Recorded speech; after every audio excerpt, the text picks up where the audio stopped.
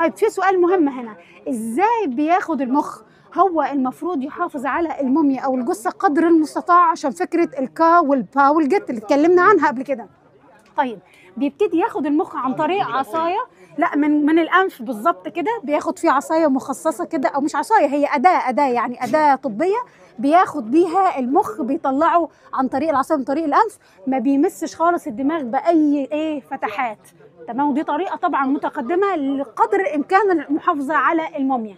بياخد المُخ ويحطه زي ما قُلنا، ويبتدي يكمّل تحنيط قبل في خطوة مهمة جدًا، بعد ما بيحشي الموميا لازم بيحط الموميا في ملح النطرون، بتقعد فترة كبيرة في ملح النطرون لمدة 70 يوم. ليه؟ عشان تبتدي تتخلص من كل السوائل اللي موجودة فيها، وتبقى الموميا في حالة جيدة تقدر تمسك نفسها. واحنا اتفقنا ان كل الاجزاء اللي ممكن تتعفن هو بيحطها في الاواني اللي هي بره دي، تمام كده، وبتدخل معاه المقبرة، يعني الاواني دي لازم تدخل معاه جوه المقبرة. بيلف الموميا تمام ويحطها في التابوت المخصص، ونيجي بقى للجنازة العسكرية مع ملك، فلازم يبقى ليه موكب جنزي وجنازة محترمة تليق بالملك.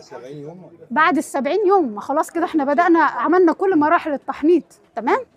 بيحط الموميا في التابوت، والتابوت وكل الحاجات اللي عليه والرسومات اللي عليه كان بيستخدم مواد خشبية، ومنها خشب مهم جدا هو خشب الجميز. عشان كده مصر كانت بتسمى زي ما نقول جنة الجميز في وقت من الأوقات، بسبب شجر الجميز الكتير، لأن هو اللي كان بيستخدم للتوبيت وقتها. وفيما بعد دخلوا شجر الأرز في حاجات كتير طبعا وقت حتشبسوت والبعثة اللي عملتها، لكن تبقوا عارفين إن ده الأساس في المويار.